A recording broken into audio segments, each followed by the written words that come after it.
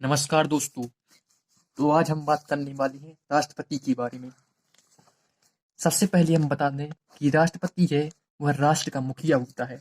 राष्ट्रपति राष्ट्र का प्रमुख होता है, अर्थात सरकार के जितने भी कार्य किए जाते हैं सभी कार्य राष्ट्रपति के नाम से किए जाते हैं और वही देश का प्रमुख व्यक्ति होता है, वह राष्ट्रपति होता है। तो आज हम राष्ट्रपति के विषय में चर्चा करेंगे, उसकी नियुक्ति के विषय में चर्चा करेंगे, उसके संपूर्ण जो उसके द्वारा कार्य किए जाते हैं उसके संबंध में, उसकी हैसियत के संबंध में, इस संबंधों में हमारी चर्चा होगी। तो सबसे पहले हम बताते हैं कि राष्ट्रपति का जो पद है वह संवैधानिक पद है, अर्थात भारत के संविधान में राष्ट्रपति के बारे में वर्णन किया गया है। संविधान के अनुच्छेद 52 से लेकर 78 के बीच में, अनुच्छेद 52 से लेकर 78 के बीच में राष्ट्रपति के बारे में संपूर्ण जानकारी दी हुई है। अर्थात जो संघ की सरकार है, संघ की जो कार्यपालिका है, उसका प्रमुख कार्यपालिका का प्रमुख राष्ट्रपति होता है। कार्यपालिका का प्रमुख राष्ट्रपति होता है। क्योंकि हम बता दें कि कार्यपालिका होती है वह दो प्रकार की होती है, एक वास्तविक कार्यपालिका और दूसरी कार्यपालिका होती है नाम मात्र की कार्यपालिका। नाम मात्र की कार्यपालिका का प्रमुख राष्ट्रपति होता है, अर्थात नाम मात्र का प्रमुख होता है और सभी शक्तियां वास्तविक कार्यपालिका अर्थात प्रधानमंत्री के हाथ में रहती हैं। अर्थात भारत में 52 से 77 के बीच में जो नाम मात्र की कार्यपालिका का प्रमुख होता है वह राष्ट्रपति होता है। उसके बारे में इस संबंध में चर्चा की गई है, परंतु यह बात सही नहीं है कि भारत का जो राष्ट्रपति है वह मात्र केवल दिखावे का ही पद है। उसके पास जो शक्तियां हैं, बहुत ही महत्वपूर्ण शक्तियां उसको दी गई हैं। तो आज हम उसी के विषय में संपूर्ण जानकारी के बारे में बात करने वाले हैं। तो सबसे पहले आइए हम बात करते हैं कि राष्ट्रपति का चुनाव किस प्रकार से होता है, उसको किस प्रकार से चुना जाता है, उसके निर्वाचन की बात करेंगे। सबसे पहले हम निर्वाचन की बात बता दें कि सबसे पहले हम बात करेंगे कि राष्ट्रपति के निर्वाचन में अर्थात राष्ट्रपति के चुनाव में कौन कौन भाग लेते हैं, कौन कौन लोग भाग नहीं लेते हैं। सबसे पहले यह आपको यह बता दें कि जो राष्ट्रपति का चुनाव होता है वह प्रत्यक्ष रूप से जनता के द्वारा नहीं चुना जाता है, बल्कि अप्रत्यक्ष रूप से चुना जाता है। अर्थात जो जनता के द्वारा जो चुने गए जो सांसद हैं, जनता के द्वारा जो चुने गए विधायक हैं, उनके द्वारा राष्ट्रपति का चुनाव किया जाता है। तो आइए हम जानते हैं कि राष्ट्रपति के चुनाव में कौन कौन से लोग भाग लेते हैं, कौन कौन से लोग वोट डालने का करते हैं। तो बता दें जो हमारी संसद है, सबसे पहली बात जो हमारी संसद है, संसद के दो सदन हैं, लोकसभा और राज्यसभा। दोनों लोकसभा के सांसद और राज्यसभा के जो चुने हुए सांसद हैं, इसमें इसमें वोट डालते हैं। अर्थात जो राज्यसभा में जो 12 लोग राज्यसभा में जो 12 लोग राष्ट्रपति के द्वारा निर्वाचित किए जाते हैं, उनको मनोनीत किए जाते हैं, उनको राष्ट्रपति के निर्वाचन में भाग लेने का अधिकार नहीं होता है। इसके अलावा जो दो आंग्ल भारतीय दो आंग्ल दो आंग्ल भारतीय सदस्य लोकसभा में राष्ट्रपति के द्वारा आंग्ल भारतीय सदस्यों को लोकसभा में राष्ट्रपति के द्वारा निर्वाचित किया जाता है, उनको भी राष्ट्रपति के निर्वाचन में भाग लेने का दायित्व नहीं सौंपा गया है। आंग्ल भारतीय व्यक्ति वह हैं, आंग्ल भारतीय के बारे में बता दें कि आंग्ल भारतीय एक ऐसा व्यक्ति होता है जिसके पिता इंग्लैंड से हैं और जिसकी माता भारत से हैं। तो या उनके जो जो पीढ़ी दर पीढ़ी मतलब इसका तात्पर्य सीधा ऐसा है, यदि इंग्लैंड का पिता हो और माता भारत की हो तो उस समय उस स्थिति में जो संतान पैदा होती है उसे आंग्ल भारतीय कहा जाता है। और आंग्ल भारतीयों को 2 सीटें लोकसभा में दी गई हैं। 2 सीटें, 2 व्यक्ति राष्ट्रपति के द्वारा निर्वाचित किए जाते हैं, उन्हें इस राष्ट्रपति के चुनाव में भाग लेने का मौका नहीं मिलता है। इसके अलावा राज्य की जो विधानसभा है, राज्य की विधानसभा इसमें भाग लेती है। यानी राज्य की विधानसभा, प्रत्येक राज्य में एक विधानसभा होती है, उसके जितने भी विधायक होंगे राज्य की विधानसभा में, उनको इस राष्ट्रपति के निर्वाचन में भाग लेने का अवसर प्रदान किया जाएगा। परंतु जो मनोनीत विधायक होते हैं उनको इसमें इसमें राष्ट्रपति के निर्वाचन में भाग लेने का मौका नहीं मिलता है। आपको हम बता दें कि एक विधायक राज्यपाल के द्वारा एक आंग्ल भारतीय विधायक जो कि प्रत्येक विधानसभा में निर्वाचित किया जाता है और राज्यपाल के द्वारा मनोनीत कर दिया जाता है राज्य की विधानसभा में। उससे राष्ट्रपति के निर्वाचन में भाग लेने का अधिकार नहीं होता है। इसके अलावा हम बात कर दें भारत में चूंकि 9 केंद्र शासित प्रदेश हैं, परंतु केवल दिल्ली दिल्ली और पांडुचेरी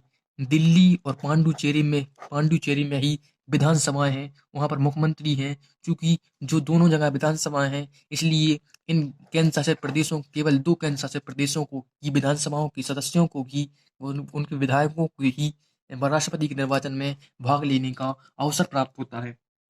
तो इस प्रकार से इतने सदस्यों इतने लोग मिलकर ही राष्ट्रपति के निर्वाचन में भाग लेते हैं। अब हम बात करते हैं कि राष्ट्रपति के निर्वाचन में आखिर भाग कौन नहीं लेता है। तो उनकी बात करें तो हम बात कर चुके हैं कि जो मनोनीत सदस्य होते हैं वह भाग नहीं लेते हैं। इसके अलावा चूंकि कहीं कहीं किन्हीं किन्हीं राज्यों में विधान विधान परिषद भी होती है, किन्हीं किन्हीं राज्यों में 2 सदन होते हैं, अर्थात दूसरा सदन जो विधान परिषद होता है उसके सदस्य होते हैं। विधान परिषद होती है, चूंकि विधान परिषद को इस राष्ट्रपति के निर्वाचन में भाग लेने का मौका नहीं मिलता है। तो इस प्रकार से जो इतने लोग हैं वह इसमें सम्मिलित होते हैं। चूंकि राष्ट्रपति का जो पद है वह संघवाद में राष्ट्रपति जो भारत का संघ है उसमें सबसे महत्वपूर्ण भारत के संघ में सबसे महत्वपूर्ण पद राष्ट्रपति का ही है। अर्थात चूंकि अर्थात इसका तात्पर्य है कि भारत की संसद और राज्य की विधानसभाओं दोनों को ही भारत में राष्ट्रपति के निर्वाचन में भाग लेने का अवसर प्राप्त होता है, ताकि दोनों के मध्य समानता बनी रहे। अब हम बात करते हैं चूंकि जो विधायक और जो सांसद जो कि राष्ट्रपति के निर्वाचन में भाग लेते हैं उनका जो वोट का मूल्य होता है, जो मत का मूल्य होता है, वह किस प्रकार से होता है। और जैसे एक विधायक वोट डालता है तो उसका मूल्य क्या है, जो एक सांसद वोट डालता है उसका मूल्य क्या है, और कितने मतों में राष्ट्रपति के चुनाव को जीता जा सकता है, उसकी हम चर्चा करेंगे। अर्थात किस प्रकार से मतदान की प्रक्रिया क्या होगी, कौन कौन मतदान करेगा, उसके बारे में चर्चा करें। सबसे पहले हम विधानसभा सबसे हम पहले हम इस विधानसभा के जो राज्य के विधानसभा के जो विधायक इसमें भाग लेते हैं उनकी बात कर लें तो एक विधायक, चूंकि एक राज्य की विधानसभा का एक विधायक होगा, एक विधायक का मूल्य क्या होगा उसकी बात करें तो जैसे मध्य प्रदेश के उदाहरण के लेकर चलते हैं तो मध्य प्रदेश की उसके वह सूत्र के माध्यम से निकाला जाता है। मध्य प्रदेश की कुल जनसंख्या मध्य प्रदेश की कुल जनसंख्या मध्य प्रदेश की कुल जनसंख्या को यदि मध्य प्रदेश में ही जो मध्य प्रदेश की राज्य की विधानसभा है उसमें जितने भी निर्वाचित सदस्य हैं, चूंकि मध्य प्रदेश में निर्वाचित सदस्य हैं अर्थात 230 सदस्य होते हैं, उनसे भाग दे दिया जाए और 1/1000 का गुणा कर दिया जाए तो मध्य प्रदेश में एक विधायक का मत मूल्य ज्ञात हो जाएगा। इसी प्रकार से चूंकि इसमें सांसद भी भाग लेते हैं तो सांसद के मत मूल्य की बात करें कि सांसद का मूल्य क्या होता है तो उसकी बात करें तो एक संसद एक एक सांसद अर्थात एक संसद के मूल्य की बात करें तो जितनी भी जो राज्य की विधायिका है, यानी सभी राज्यों के विधायकों के मूल्य, यानी जितने भी राज्य हैं उन सभी के विधायकों का कुल मूल्य, यानी सभी राज्यों के जो विधायक का कुल मूल्य है उसको संसद में जितने भी सदस्य हैं अर्थात लोकसभा और राज्यसभा में जितने भी सांसद हैं उन सभी की संख्या से भाग देने पर एक सांसद का मूल्य प्राप्त होता है। तो इस प्रकार से जो कि विधायक का मूल्य अलग होता है और सांसद का मूल्य अलग होता है, क्योंकि वोट दोनों के द्वारा दिया जाता है, परंतु विधायकों की संख्या बहुत अधिक संख्या, हर राज्य में अलग अलग विधायक हैं और सांसद भी हैं। क्योंकि सांसदों की संख्या कम है और विधायकों की संख्या अधिक है, इसलिए सांसदों का मूल्य अधिक होता है और विधायकों के मत का मूल्य कम होता है। क्योंकि यह जो प्रक्रिया है थोड़ी सी जटिल प्रक्रिया है, परंतु हम इसकी चर्चा करेंगे। अब हम बात करें कि एक व्यक्ति जो राष्ट्रपति के रूप में चुना जाना है, जो राष्ट्रपति के रूप में निर्वाचित होना है, उस व्यक्ति को कितने वोटों की जीतने के लिए कितने वोटों की आवश्यकता होती है। तो सबसे पहले हम बता दें कि जो हमारे यहाँ जो आम चुनाव होते हैं, जो प्रधानमंत्री का चुनाव होता है, जो अन्य चुनाव होते हैं, उनमें जिस व्यक्ति को अधिक मत प्राप्त होते हैं, उस व्यक्ति को विजयी घोषित कर दिया जाता है। परंतु यह जो प्रक्रिया राष्ट्रपति के चुनाव की प्रक्रिया है, वह बड़ी अद्भुत प्रक्रिया है और इससे इस जो सामान्य प्रक्रिया है, इससे थोड़ी अलग प्रक्रिया है। इस प्रक्रिया को हम एक जो नाम दिया जाता है, उसको आनुपातिक इस प्रक्रिया को जो नाम है आनुपातिक प्रतिनिधित्व प्रणाली के एक अनुसार एकल संक्रमणीय मत पद्धति इस प्रक्रिया का मत पद्धति इस प्रक्रिया का जिसके माध्यम से राष्ट्रपति का चुनाव किया जाता है, वह आनुपातिक प्रतिनिधित्व के आधार पर एकल संक्रमणीय मत पद्धति के आधार पर राष्ट्रपति का चुनाव किया जाता है। अब हम बात करेंगे कि एक व्यक्ति है, यदि जो यह प्रक्रिया है, वह प्रक्रिया जो सामान्य प्रक्रिया है, वह इस प्रक्रिया से किस प्रकार अलग है, उसकी हम चर्चा करने से पहले हम बता दें कि एक व्यक्ति जो राष्ट्रपति के रूप में चुना जाना है, जो राष्ट्रपति के रूप में विजयी होना है, उसके लिए कितने मत चाहिए होते हैं, क्योंकि उसका मत निश्चित होता है। यानी इतने से कम मतों में कोई व्यक्ति चुनाव नहीं जीत सकता है। उसका कुल मत चुनाव जीतने के लिए इतने मत की आवश्यकता होती है, एक निश्चित मत की आवश्यकता होती है, वह मत है कि कुल वैध मत। यह इसके सूत्र के माध्यम से निकाला जाता है, कुल वैध मत बटे जितने भी उम्मीदवार चुने जाने हैं, तो एक उम्मीदवार चुना जाना है, उसमें एक जोड़ दिया जाता है और जब इसको एक इसका भागफल प्राप्त होता है, तो उसमें एक जोड़ दिया जाता है। इस प्रकार से इतने मत की आवश्यकता होती है और वह व्यक्ति राष्ट्रपति के रूप में निर्वाचित कर दिया जाता है। क्योंकि जो जो वोटर होता है, अर्थात जो विधायक और सांसद जो वोट डाले जाते हैं, वह उन्हें वरीयता क्रम में वोट डालना होता है। वरीयता क्रम में वोट डालना होता है, अर्थात एक जो मतदाता होता है, मतदान करने के लिए उसे वरीयता क्रम में 1, 2, 3, 4 जितने भी जो उम्मीदवार खड़े होते हैं उस हिसाब से कि यदि कोई व्यक्ति किसी सबसे अधिक पसंद वाले व्यक्ति को 1 मत देता है, उससे कम पसंद वाले व्यक्ति को 2 मत दूसरा मत देता है, उसको तीसरा मत देता है, तो इस प्रकार से जो प्रत्येक मत देता है, उसकी गणना की जाती है और उम्मीदवार और उसके वोट डाले जाते हैं। अब हम थोड़ी-सी इसकी जो मतदान के पश्चात जो चुनाव होता है, जो मतगणना होती है, मतगणना की चर्चा करें, तो सबसे पहले जो जैसा कि हमने जो वोट डाला था, जिसको प्रथम श्रेणी में वोट दिया था, 1 नंबर का सेट वोट दिया था, इसकी गणना होती है। 1 नंबर की गणना प्रथम वरीयता क्रम की गणना होती है और इस वरीयता क्रम में जिस व्यक्ति को सबसे कम वोट प्राप्त होते हैं, उसको उसको हटा दिया जाता है और जितने भी उम्मीदवार बचते हैं उनको अगले राउंड के लिए इस दूसरे राउंड के लिए दूसरी वरीयता क्रम के लिए आगे बढ़ाया जाता है। इस प्रकार यह प्रक्रिया चलती रहती है जब तक कि उम्मीदवार को विजयी घोषित ना कर दी जाए।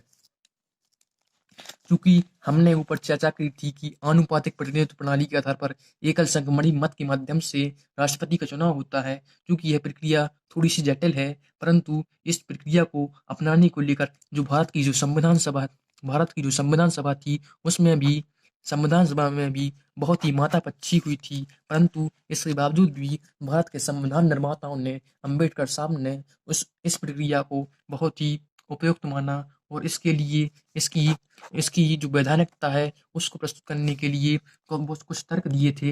इसको पहले इस तर्क की चर्चा कर लेते हैं कि यह प्रक्रिया क्यों सही है। तो सबसे पहले बता दें, उनका तर्क था कि प्रत्यक्ष जो आम चुनाव है उसमें प्रत्येक व्यक्ति को वोट डालना होता है, तो यह बहुत ही महंगी प्रक्रिया है और जबकि बहुत महंगी प्रक्रिया है और हम जबकि जानते हैं कि राष्ट्रपति का पद वह नाम मात्र का पद होता है जो कि संपूर्ण कार्य प्रधानमंत्री के द्वारा किए जाते हैं। इसलिए इस इतनी महंगी प्रक्रिया को अपनाने का कोई औचित्य साबित नहीं होता है। इसके अलावा यह बहुत ही जटिल अ, इस जो इसके इसकी इसकी वकालत की गई थी, उसका दूसरा कारण था कि यदि मान के चलिए जो प्रधानमंत्री है उसका चुनाव तो आम चुनाव के माध्यम से होता है, प्रत्यक्ष रूप से होता है। यदि राष्ट्रपति का चुनाव भी प्रत्यक्ष रूप से कर दिया जाए और उसे शक्तियां न दी जाए तो दोनों के बीच में टकराव की स्थिति उत्पन्न हो जाएगी। दोनों प्रधानमंत्री और राष्ट्रपति के बीच में टकराव की स्थिति उत्पन्न हो सकती थी। तो इसलिए भी यह यह प्रक्रिया को अपनाया गया है।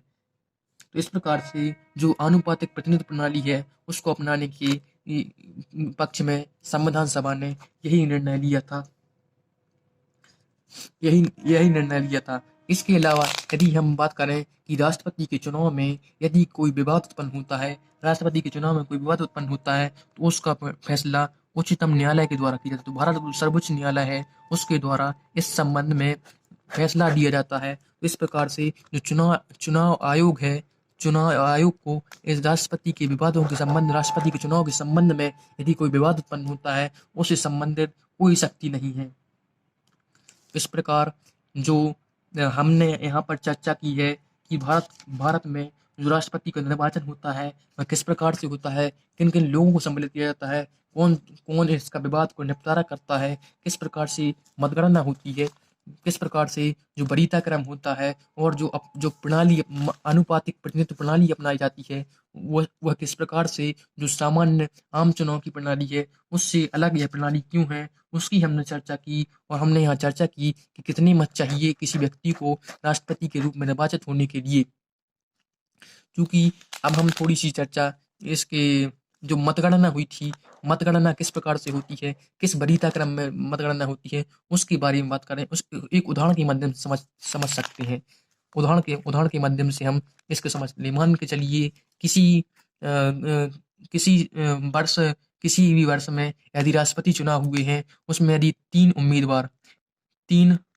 तीन उम्मीद तीन उम्मीदवार खड़े हुए हैं, यदि किसी चुनाव में 3 उम्मीदवार खड़े हुए हैं तो यदि कोई मतदाता होगा उसको वरीयता, चूंकि मैंने बताया कि वरीयता क्रम में वोट देना होता है, तो वरीयता के आधार पर यदि वह इस पार्टी के व्यक्ति को, इस पार्टी के उम्मीदवार को 1 नंबर देता है, इस पार्टी को 2 नंबर देता है, वरीयता इसको थोड़ा कम पसंद करता है इसलिए 2 नंबर देता है, इसको बहुत कम पसंद करता है इसको 3 नंबर देता है।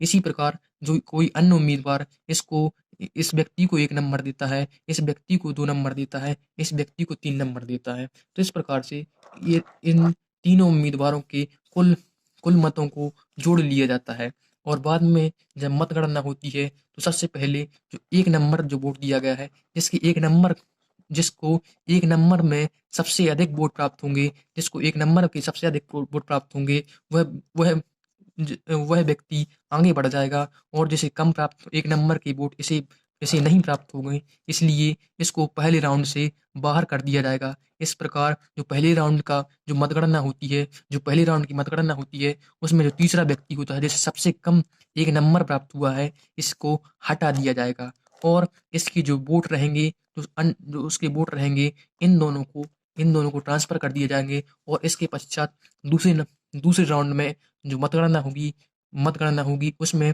2 नंबर के वोट को गिना जाएगा और 2 नंबर में से चूंकि 2 जन ही बचे हैं इसलिए 2 नंबर के वोट जिसको अधिक प्राप्त होंगे उसे विजयी घोषित कर दिया जाएगा। तो अब आप अच्छे से समझ गए होंगे कि किस प्रकार से भारत में जो जो मतगणना होती है उसको हम समझ गए होंगे। अब हम राष्ट्रपति के पद के लिए क्या योग्यताएं होती हैं, कौन व्यक्ति भारत के राष्ट्रपति का जब चुनाव लड़ सकता है उसकी हम चर्चा करते हैं। हम योग्यताओं की चर्चा करते हैं। राष्ट्रपति के चुनाव लड़ने के लिए क्या योग्यता है, कौन व्यक्ति राष्ट्रपति के चुनाव में खड़ा हो सकता है। सबसे पहले उसमें यह योग्यता होनी चाहिए कि वह भारत का नागरिक होना चाहिए। नागरिक होना चाहिए। दूसरी योग्यता है कि उसकी आयु कम से कम 35 वर्ष की पूर्ण होनी चाहिए। 35 वर्ष से कम आयु का व्यक्ति चुनाव नहीं लड़ सकता है। इसके अलावा वह उसमें लोकसभा के सांसद बनने की काबिलियत होना चाहिए। वह लोकसभा का सांसद नहीं होना चाहिए बल्कि उसमें काबिलियत होना चाहिए कि वह लोकसभा के सांसद के रूप में निर्वाचित हो सके। अर्थात जो लोकसभा में यदि किसी व्यक्ति को लोकसभा का अर्थात सांसद का चुनाव लड़ना है, तो जो योग्यताएं उसे चाहिए होती हैं, उसी वही योग्यताएं इस राष्ट्रपति के चुनाव के लिए भी चाहिए होती हैं। इसके अलावा इसकी चौथी योग्यता यह है कि वह किसी लाभ के पद पर नहीं होना चाहिए, उसे कोई कंपनी नहीं चलानी चाहिए, वह किसी भी अन्य लाभ के पद पर ना हो, क्योंकि इसका यह उद्देश्य है कि यदि कोई अन्य लाभ के पद पर होगा तो अपने जो दायित्व है, जो अपने राष्ट्रपति के पद का दायित्व है, उसको अच्छे से नहीं संभाल पाएगा। तो चूंकि लाभ के पद की बात करें, यदि कोई मंत्री है, यदि कोई सांसद है, यदि कोई विधायक है, यदि वह वह यदि कोई राज्यपाल है, तो यह पद लाभ का पद नहीं है। यदि कोई राज्यपाल है, यदि कोई राष्ट्रपति है, तो वह भी लाभ का पद नहीं है। अर्थात कोई व्यक्ति यदि राज्यपाल है, तो वह भी इस राष्ट्रपति के चुनाव के लिए चुनाव लड़ सकता है, चुनाव के लिए योग्य है। यदि कोई व्यक्ति विधायक है, तो वह भी इसके लिए योग्य है, परंतु बशर्ते कि जब वह राष्ट्रपति निर्वाचित किया जाएगा, राष्ट्रपति के लिए चुनाव लड़ेगा, तो उसको अपनी विधायक की सीट को छोड़ना पड़ेगा। इसके अलावा यदि कोई व्यक्ति जो चुनाव लड़ता है, उसके लिए कम से कम 50 उसके लिए उसके नामांकन जब उसका चूंकि नामांकन किया जाता है, तो नामांकन के लिए कम से कम 50 सदस्यों का सहमति आवश्यक है। यानी प्रस्तावक के रूप में 50 सदस्य उसके लिए होने चाहिए और 50 सदस्य उसके लिए अनुमोदक होने चाहिए। इस प्रकार कम से कम 100 सांसद या विधायक जो भी हों, 100 सांसद या विधायक 50 ये है व 50 ये है, उसके लिए उसके चुनाव लड़ने से सहमति प्रदान करें, तभी वह चुनाव लड़ने की योग्य है। इसके अलावा उसे 15,000 रुपये की राशि जमानत राशि के रूप में दर्ज जमा करनी होती है। इस प्रकार यदि 15,000 रुपये की राशि जमा करनी होती है, यदि उम्मीदवार होता है, यदि राष्ट्रपति पद का उम्मीदवार होता है, उसे 1/6 से कम वोट प्राप्त होते हैं, तो यह 15,000 की राशि भी जमानत के रूप में जब्त हो जाती है। तो इस प्रकार से हमने बात की कि राष्ट्रपति के जो चुनाव लड़ने के लिए क्या योग्यताएं होती हैं, उसकी हमने चर्चा की। अब हम बात करेंगे कि राष्ट्रपति की जो शपथ की बात करेंगे, चूंकि जो व्यक्ति भी राष्ट्रपति के रूप में विजयी होता है, उसको शपथ लेनी होती है। शपथ लेने के पहले वह अपने दायित्व को नहीं संभालता है, वह अपने पद ग्रहण नहीं करता है। उसको वह शपथ लेता है कि वह भारत के संविधान की रक्षा करेगा। उसकी शपथ में भारत के संविधान की रक्षा करेगा। वह राष्ट्रपति के रूप में जो पद के रूप में जो कार्य करता है, वह अपने कार्यों को भलीभांति रूप से करेगा और भारत की जनता की सेवा करेगा, उसका कल्याण करेगा। यह उसकी शपथ होती है और उसको राष्ट्रपति को शपथ दिलाने का कार्य भारत के उच्चतम न्यायालय है भारत के उच्चतम न्यायालय है उसके मुख्य न्यायाधीश भारत के उच्चतम न्यायालय के मुख्य न्यायाधीश के द्वारा दी जाती है। यदि मुख्य न्यायाधीश उपस्थित नहीं है या तो उसके द्वारा कोई नियुक्त वरिष्ठ न्यायाधीश भी उसको शपथ दिला सकता है। तो इस प्रकार से हमने बात की भारत के राष्ट्रपति को किस प्रकार से शपथ दिलाई जाती है। अब हम बात करेंगे कि राष्ट्रपति पद के लिए चूंकि हमने शर्तों की बात की थी, योग्यता की बात की थी, अब और क्या शर्तें होनी चाहिए उसकी भी हम थोड़ी सी बात कर लेते हैं कि 1-2 पॉइंट उसमें रह गए थे कि भारत का राष्ट्रपति बनने के लिए क्या योग्यता होनी चाहिए, क्या शर्तें होनी चाहिए। चूंकि हमने बता ही दिया था कि लाभ का पद क्योंकि हमने चर्चा कर दी थी कि यह सभी पद लाभ के पद नहीं है। यदि कोई विधायक है वह राष्ट्रपति के रूप में चुना जाता है, तो उसको अपना 7 सीट खाली करनी होती है, वह लाभ के पद पर नहीं होता है। इसके अलावा जब कोई व्यक्ति राष्ट्रपति चुन लिया जाता है, तो उसको सभी प्रकार के भत्ते प्राप्त होते हैं, उसे सभी प्रकार के विशेषाधिकार प्राप्त होते हैं, उपलब्धियां प्राप्त होती हैं। और जो भी उपलब्धियां, जैसे मान के चलिए अभी वर्तमान की 2018 की बात करें, 2018 में राष्ट्रपति के वेतन में वृद्धि की गई है और उसका वेतन 1.5 लाख से बढ़ाकर 5,08,000 रुपये प्रति माह कर दिया गया है। तो इस प्रकार से 5 लाख रुपये 5 लाख रुपये उसका वेतन प्रति माह कर दिया गया है और उसके वेतन में उसके कार्यकाल में कमी नहीं की जा सकती। यह प्रावधान भी उसके विशेषाधिकार के अंतर्गत है। अर्थात 5 लाख जो वेतन उसको शुरू में मिलता था, वही उसके 5 साल बाद भी उसे 5 लाख ही मिलेगा। अर्थात इसके वेतन को कम नहीं किया जा सकता है। तो यह पे उसका विशेषाधिकार होता है। इसके अलावा उसे आवास, फोन, स्वास्थ्य, चिकित्सा, यात्रा इत्यादि सभी की सुविधाएं मिलती हैं। वो उसके लिए स्टाफ मिलता है। इसके अलावा उसके पद के लिए पेंशन का भी, उसकी पेंशन 50% उसके लिए पेंशन जो 5 लाख रुपए है, उसकी 50% उसके रिटायर्ड होने के बाद पेंशन का भी प्रावधान है। इसके अलावा भी उस राष्ट्रपति के पद के लिए कई विशेषाधिकार प्राप्त हैं। तो उन विशेष अधिकार की बात करें कि वह उसके खिलाफ में किसी प्रकार की आपराधिक कार्यवाही नहीं की जा सकती है, अर्थात उसके खिलाफ मामला नहीं चलाया जा सकता, नहीं चलाया जा सकता है। यानी यदि यदि कोई व्यक्ति राष्ट्रपति है तो उसे गिरफ्तार भी नहीं किया जा सकता है। उसको गिरफ्तार करने के लिए भारत में जो विशेष प्रक्रिया अपनाई जाती है, उसके लिए यह प्रक्रिया है कि उसे 2 माह पहले इस संबंध में जो आरोप उसके ऊपर लगाया गया है, उसके पहले 2 माह पहले नोटिस देना होता है। उसके बाद ही किसी प्रकार का आरोप चलाया जा सकता है। तो यह हमने बात की कि भारत का राष्ट्रपति किस प्रकार से विशेष अधिकारों का प्रयोग करता है, किस प्रकार से वह विशेष सुविधाएं भोगता है। अब हम बात करेंगे कि भारत का राष्ट्रपति कितनी कितनी समय अवधि के लिए उसकी पद पद की अवधि क्या होती है, कितना उसका कार्यकाल होता है। तो उसकी बात करें कि जिस दिन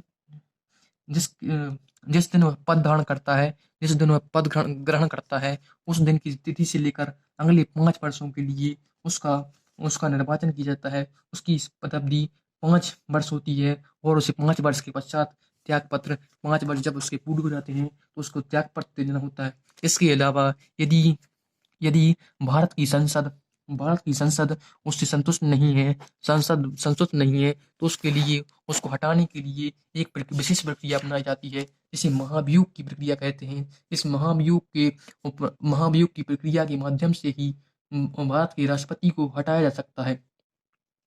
इसके अलावा यदि 5 वर्षों, चूंकि उसकी कार्यकाल तो 5 वर्षों का होता है, परंतु यदि 5 वर्षों के पश्चात यदि कोई लेट लपाट हो जाती है तो वह मतलब अगले राष्ट्रपति के जब तक अपने पद पर नहीं बैठ जाता है तब तक यही राष्ट्रपति बना रहता है। तो इस प्रकार से जो राष्ट्रपति है, भारत का राष्ट्रपति कितनी बार भी चुनाव लड़ सकता है। यानी अमेरिका में कोई भी राष्ट्रपति 2 बार से अधिक चुनाव नहीं लड़ सकता है, नहीं 2 बार से अधिक नहीं चुना जा सकता है। परंतु भारत का राष्ट्रपति कितने भी बार चुना सकता है, कोई व्यक्ति कितने भी बार राष्ट्रपति बन सकता है।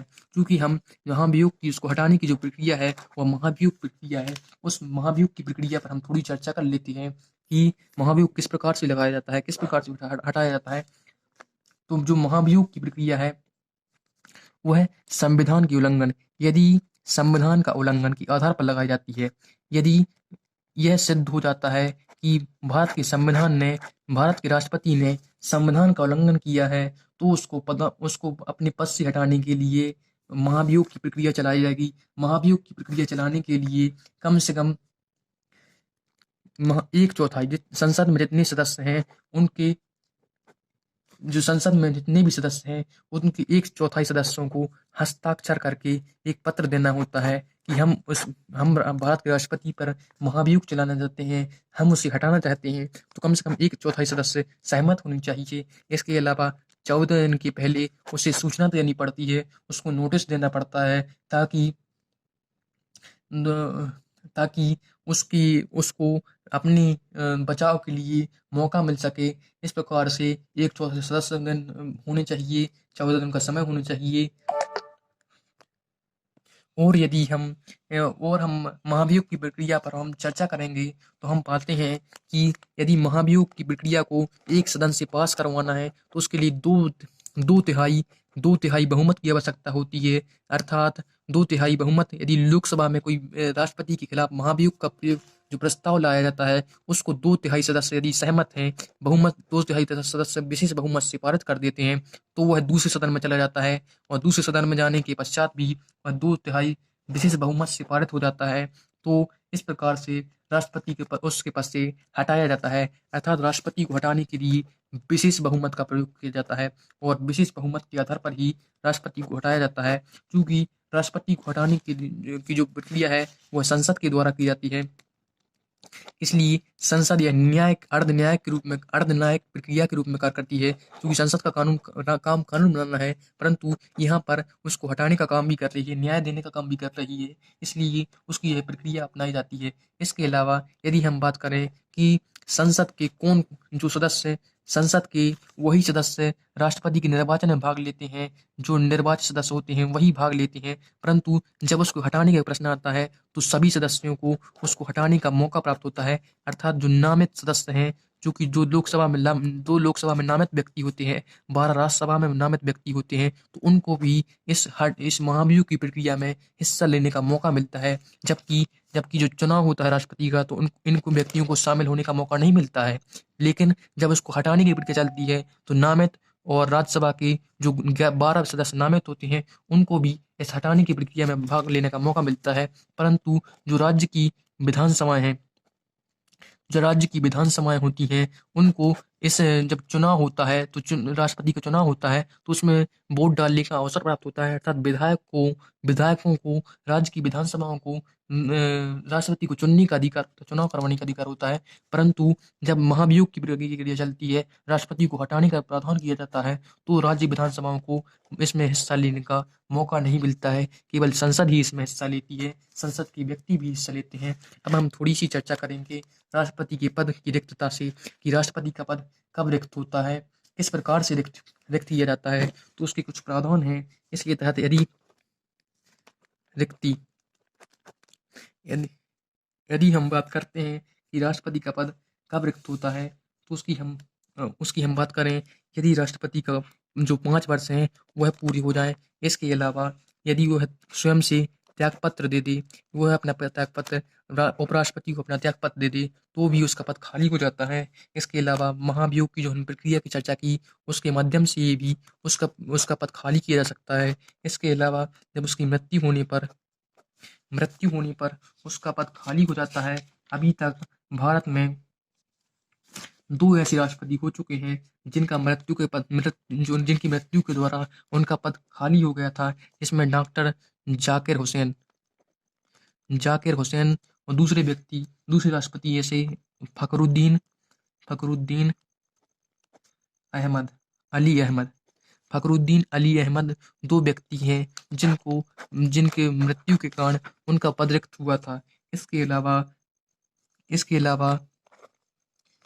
उसके निर्वाचन को यदि अवैध घोषित कर दिया जाए, तो भी उसके पद को रिक्त कर दिया जाता है। और जब उसका पद रिक्त कर दिया जाता है, तो या तो उपराष्ट्रपति उसके पद को संभालता है, या फिर उपराष्ट्रपति उसके पद को केवल 6 माह तक संभाल सकता है। उसके बाद चुनाव करवाना अनिवार्य है, अर्थात 6 माह के पश्चात उपराष्ट्रपति केवल 6 माह ही उसके उसके पद को संभाल सकता है। इसके 6 माह के पश्चात उसका चुनाव होता है। और जब उपराष्ट्रपति है जब वह राष्ट्रपति के पद को संभालता है, तो उसकी संपूर्ण शक्तियाँ राष्ट्रपति के समान हो जाती हैं। उसको राष्ट्रपति का वेतन मिलता है, उसके भत्ते मिलते हैं, और उसको सभी सुविधाएं राष्ट्रपति के समान प्राप्त होती हैं। अब अभी तक हमने बात की कि राष्ट्रपति की नियुक्ति क्या होती है, किस प्रकार से कार्य करता है, परंतु अब हम बात करेंगे कि राष्ट्रपति होता कैसे है, राष्ट्रपति की शक्तियाँ क्या हैं। क्या सही में जो भारत का राष्ट्रपति है वह महत्वपूर्ण पद है, या फिर ऐसे ही पद है, उसके पास कुछ शक्तियाँ हैं कि नहीं है, उसके बारे में हम बात करेंगे। तो सबसे पहले हम शक्तियों को कुछ डिवाइड होकर कुछ हम विभिन्न टॉपिकों के अंतर्गत भारत के राष्ट्रपति की शक्तियों पर चर्चा करेंगे। सबसे पहली शक्ति है कार्यकारी शक्ति, चूंकि कार्यकारी यानी कार्यपालिका यानी सरकार क्या काम करती है, सरकार की किस प्रकार से कार्यक्रिया होती है, उसमें राष्ट्रपति की क्या भूमिका है, उसकी चर्चा करेंगे। तो हम सबसे पहले बता दें कि उसकी कार्यकारी शक्ति में सबसे पहली शक्ति है कि जितने भी कार्य होंगे, सरकार के जितने भी कार्य होंगे, अर्थात सरकार का जितना भी कार्य होगा वह राष्ट्रपति के नाम पर होगा। यानी राष्ट्रपति के नाम पर ही सभी कार्य होंगे, जितने भी कार्य होते हैं राष्ट्रपति के नाम पर होते हैं। इसके अलावा उसकी दूसरी शक्ति यह है कि जो मंत्री होते हैं उनको उनकी नियुक्ति का कार्य जो प्रधानमंत्री की नियुक्ति राष्ट्रपति करता है। इसके अलावा जो जो जितने भी मंत्री हैं प्रधानमंत्री की नियुक्ति करता है और अन्य मंत्रियों की नियुक्ति भी राष्ट्रपति के द्वारा की जाती है। इसके अलावा सभी मंत्री उसके पर्यंत प्रसाद पर्यंत की कार्य करते हैं। प्रसाद पर्यंत कार्य करने का अर्थ यह हुआ कि जब तक राष्ट्रपति की इच्छा होगी तभी तक यह मंत्री उस कार्य करेंगे, परंतु उसके पश्चात उसको हटा दिया जाएगा। परंतु यहाँ वास्तव में उसकी स्वयं की इच्छा नहीं होती है, वास्तव में उसकी स्वयं की इच्छा नहीं होती है, बल्कि वह तो अनुच्छेद 75 में जैसा कहा गया है, अनुच्छेद 75 में, भारत संविधान के अनुच्छेद 75 में कहा गया है कि वह राष्ट्रपति प्रधानमंत्री की सलाह पर कार्य करता है। तो इस प्रकार यदि प्रधानमंत्री कह दे कि किसी मंत्री को हटाना है तो वह हटाने का कार्य भी करता है।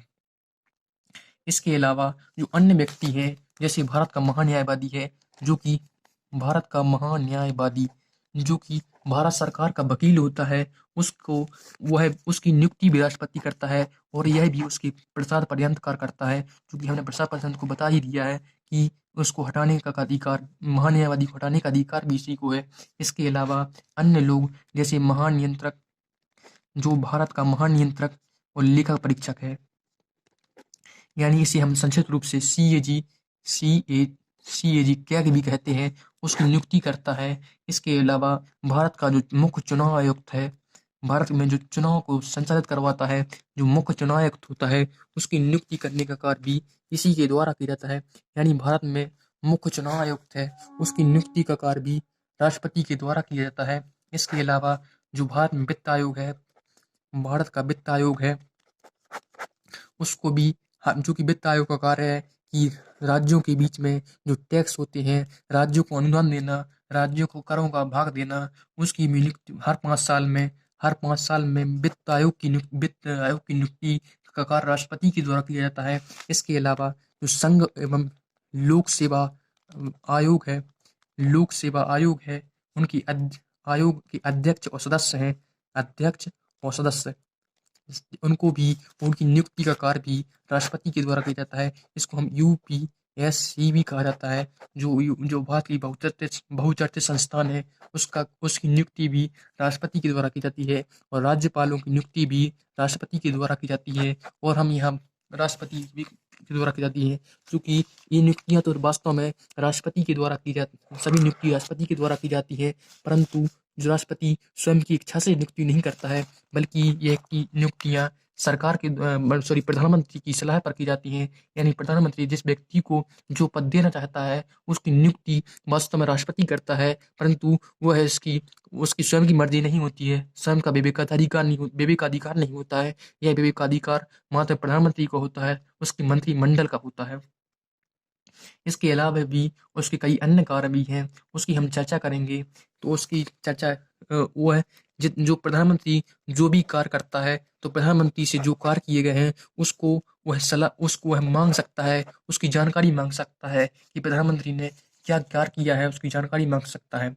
इसके अलावा यदि यदि कोई मंत्री है, जैसे मान के चलिए, इसके अलावा यदि कोई मंत्री है, यदि उसने कुछ निर्णय ले लिया है और वह मंत्री परिषद, वह जो अन्य मंत्री हैं उसकी बात को नहीं सुनना चाहते हैं या किसी कारणवश नहीं सुन रहे हैं, तो वह प्रधानमंत्री या मंत्रिमंडल से कह सकता है कि इस मंत्री की बात सुनी जाए। यानी मंत्री परिषद में मंत्री की बात को सुनाने का अधिकार होता है। इसके अलावा जो हमारे यहाँ अनुसूचित जातियाँ हैं, अनुसूचित जाति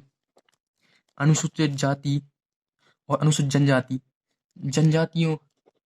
अनुसूचित जाति और जनजातियों के कल्याण का दायित्व भी उसी के हाथ में होता है और इस दायित्व को संभालने के लिए वह एक आयोग की नियुक्ति करता है, जिसे अनुसूचित जाति और जनजाति आयोग के नाम से जाना जाता है। इसके अलावा भारत में केंद्र सरकार है और जो राज्य सरकार है, दोनों के बीच में संतुलन का कार्य भी राष्ट्रपति के द्वारा ही किया जाता है। अर्थात केंद्र और राज्यों के बीच में संबंध जो बने रहते हैं और उसमें राष्ट्रपति का महत्वपूर्ण योगदान होता है और इन दोनों संबंधों को ठीक बनाने के लिए, उसको अच्छा करने के लिए एक अंतर्राज्यीय जो परिषद है, उसका गठन भी इसके द्वारा किया जाता है। इसके अलावा जो केंद्र शासित प्रदेश हैं, उनमें जो प्रशासक हैं, यानी उपराज्यपाल होते हैं, उनकी या प्रशासक होते हैं या उपराज्यपाल भी इसी को कहते हैं, उपराज्यपाल, उसकी नियुक्ति भी राष्ट्रपति के द्वारा की जाती है। इसके अलावा यदि कोई यदि कोई क्षेत्र पिछड़ा हुआ क्षेत्र है, जैसे नागालैंड का क्षेत्र है, उसे यदि वो उसका अनुसूचित जाति का क्षेत्र, इसके द्वारा उसे अनुसूचित जाति का क्षेत्र घोषित किया जा सकता है। यदि कोई क्षेत्र जहाँ अनुसूचित जाति की संख्या ज़्यादा है, उसे अनुसूचित जाति का क्षेत्र घोषित किया जा सकता है। तो यहाँ पर हमने बात की कि भारत के राष्ट्रपति को जो कार्यकारी शक्तियाँ क्या हैं। अब हम बात करेंगे भारत के राष्ट्रपति की विधायी शक्ति के बारे में, अर्थात भारत के राष्ट्रपति को कानून बनाने संबंधी क्या शक्तियाँ प्राप्त हैं, संसद संबंधी भारत को शक्तियाँ क्या प्राप्त हैं। क्योंकि यहाँ पर बता दें कि जब भारत में संसद शब्द का प्रयोग होता है तो संसद का अंग 3 लोग होते हैं। उसमें लोकसभा, संसद का तात्पर्य होता है लोकसभा, राज्यसभा और राष्ट्रपति। इस प्रकार से भारत की संसद है, उसमें 3 लोग शामिल होते हैं और राष्ट्रपति भी उसका एक अभिन्न अंग होता है। अब हम संसद के संबंध में राष्ट्रपति की शक्ति की चर्चा करते हैं।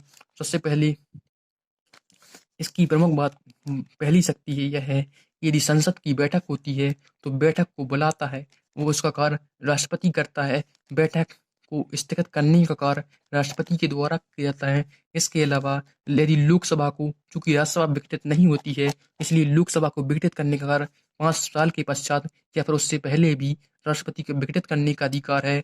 भारत के दोनों सदनों के बीच में यदि कोई मतभेद उत्पन्न हो जाता है तो संयुक्त अधिवेशन बुलाने का अधिकार है। यानी लोकसभा और राज्यसभा के बीच में यदि कोई मतभेद उत्पन्न हो गया है तो उन दोनों को एक मंच पर लाने का कार्य संयुक्त अधिवेशन के माध्यम से वही राष्ट्रपति के द्वारा ही किया जाता है। इसके अलावा राष्ट्रपति भाषण देने का कार्य भी संसद में भाषण देने का कार्य करता है, अर्थात राष्ट्रपति का संबोधन देने का कार्य राष्ट्रपति करता है। और यह संबोधन केवल या तो जब 5 साल के पश्चात, जब 5 साल के बाद नई सरकार का चुनाव होता है तो उस समय किया जाता है, या फिर प्रत्येक वर्ष जो पहला सत्र होता है उसमें उसमें किया जाता है। तो इस दोनों अवसर पर ही भारत का राष्ट्रपति ही संसद में भाषण देता है और सरकार की नीतियों की घोषणा करता है। सरकार के द्वारा क्या किया जाना है, उसकी क्या उपलब्धियां हैं, उन सब की चर्चा भी इसके माध्यम से जो 5 साल के पश्चात जो कि नई हमारी यहाँ नई लोकसभा का चुनाव होता है उसमें करता है, उसके भाषण कर देता है। और प्रत्येक वर्ष पहला सत्र है उसमें तो जरूर भाषण देता है, क्योंकि बजट को पेश करवाने का कार्य भी राष्ट्रपति के द्वारा ही किया जाता है। तो इस प्रकार से भाषण भी देता है। इसके अलावा संसद को संदेश देने का कार्य भी करता है।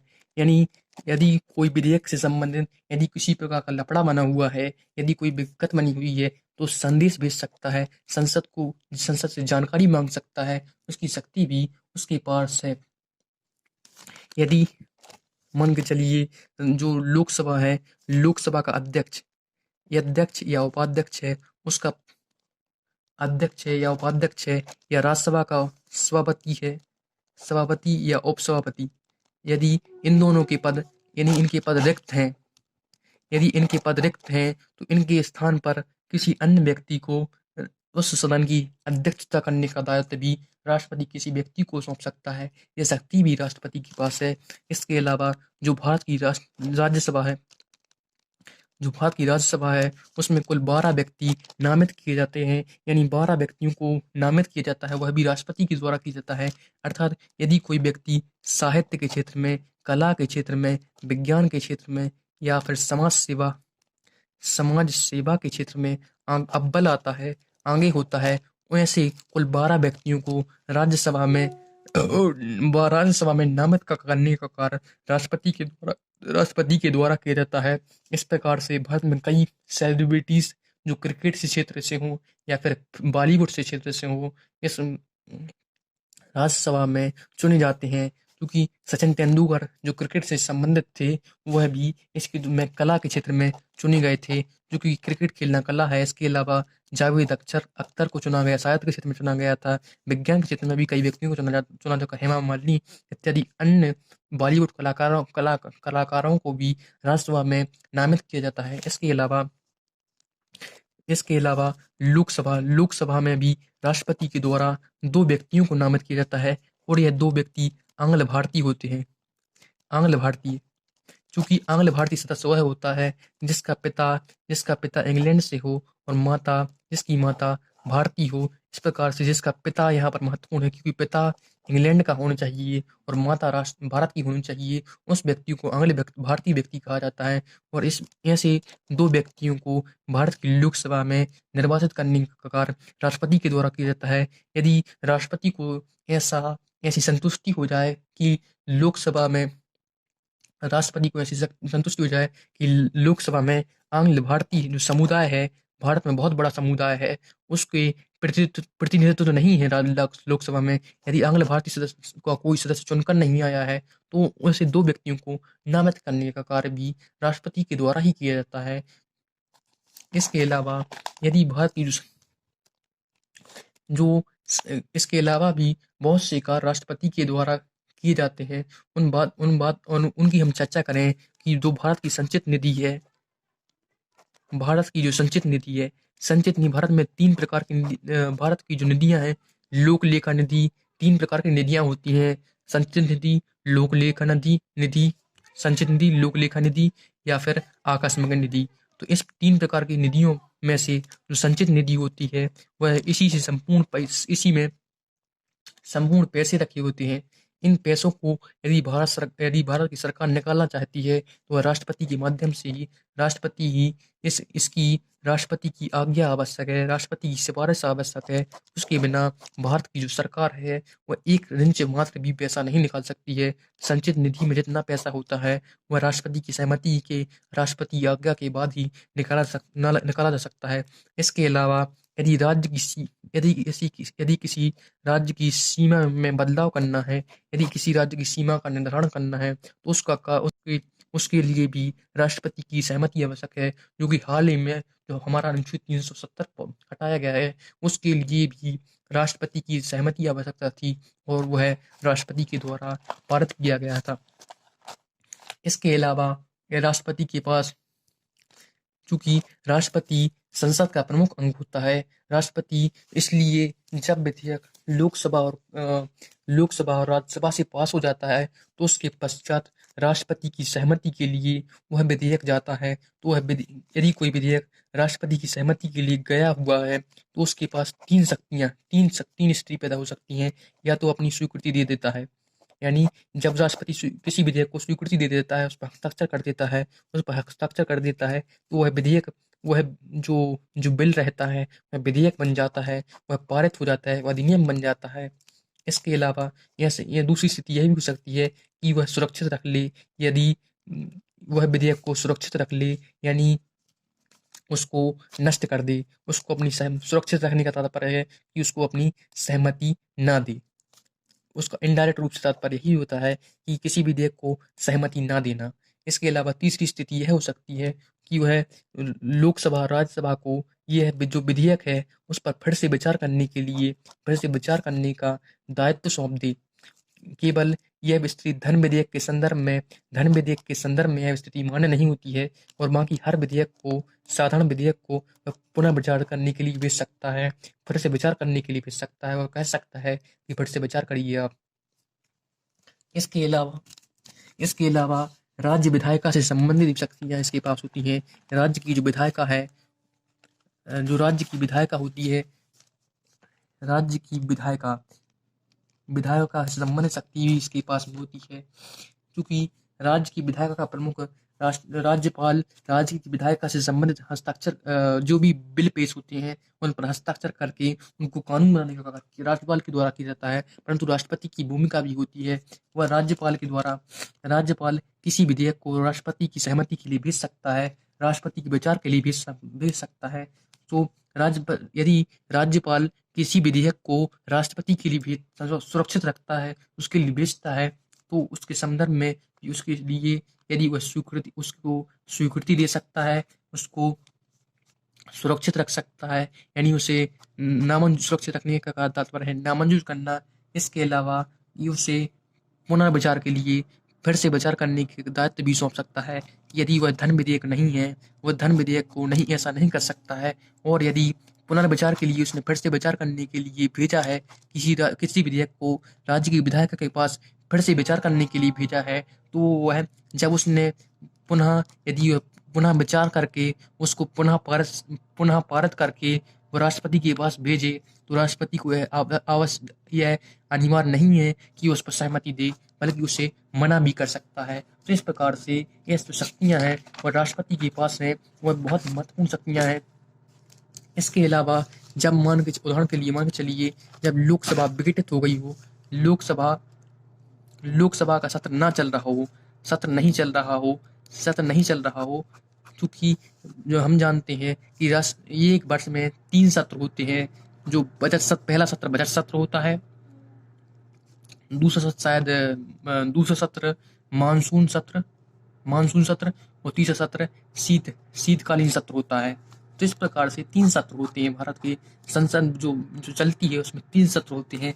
जो बजट सत्र होता है वह अमूमन फरवरी से लेकर मार्च या अप्रैल तक होता है। तो इस प्रकार से जो 3 सत्र होते हैं, और जब यह लोकसभा सत्र नहीं होता है तो उस समय अध्यादेश जारी करने की शक्ति, अर्थात अध्यादेश मतलब आदेश होता है, आदेश, इसको जारी करने की शक्ति भी उसके पास में होती है। और जब लोकसभा पुनः सत्र संचालित होती है तो उस समय 6 हफ्तों के भीतर उसे संसद से पास करवाया जाना होता है। अब उदाहरण के लिए हम समझ सकते हैं कि जो वर्तमान में जो भारत में कृषि विधेयक आया है, उसको पहले राष्ट्रपति के द्वारा अध्यादेश के माध्यम से जारी किया गया था, और उसके पश्चात अभी हाल ही में उसे कृषि विधेयक को लोकसभा और राज्यसभा की सहमति मिली है। तो इस प्रकार से यह शक्तियाँ भी उसके लिए महत्वपूर्ण बन जाती हैं। इसके अलावा भारत में जो CAG है, जो नियंत्रक और महालेखा परीक्षक, जिसकी हमने चर्चा भी की थी, नियंत्रक और महालेखा परीक्षक है, उसके द्वारा जो भी रिपोर्ट प्रस्तुत की जाती है, जिसके द्वारा जो जांच की जाती है। इसके अलावा जो संघ लोक सेवा आयोग है, उसके द्वारा जो अपना दायित्व सौंपा जाता है, जो भी अपना कार्य किया जाता है, और इसके अलावा जो वित्त आयोग है, उसके द्वारा जो रिपोर्ट प्रस्तुत की जाती है, इन्हीं सभी की रिपोर्टों को, इन तीनों की रिपोर्ट को वह संसद में रखवाता है, यानी संसद में रखवाने का कार्य भी इसके द्वारा किया जाता है। इसके अलावा जो अंडमान निकोबार द्वीप है, जो लक्षद्वीप है, दादरा नगर हवेली, दमन द्वीप और इसके लिए विकास के लिए भी उसको कार्य करने का भी शक्तियाँ इसको प्राप्त हैं। अब हम बात करते हैं कि भारत के राष्ट्रपति की वित्तीय शक्तियाँ क्या हैं, धन से संबंधित शक्तियाँ क्या हैं, अर्थात उसे पैसे से संबंधित क्या शक्ति प्राप्त होती है। चूंकि एक धन विधेयक, चूंकि जब हम विधेयक पर चर्चा करेंगे तो उसकी हम अलग से चर्चा करेंगे, परंतु धन विधेयक जो होता है उसको, जब धन विधेयक यानी बजट से संबंधित, पैसे से संबंधित कोई विधेयक यदि संसद में पेश होता है तो सबसे पहले उसे राष्ट्रपति की अनुमति की आवश्यकता होती है। उस अनुमति के पश्चात ही वह संसद में पेश हो सकता है, उसके पहले नहीं हो सकता। इसके अलावा जो बजट है, बजट को पास करवाने का कार्य, बजट को संसद के समक्ष रखने का कार्य भी उसी राष्ट्रपति के द्वारा किया जाता है। इसके अलावा यदि सरकार कोई अनुदान चाहती है, अनुदान की मांग करती है,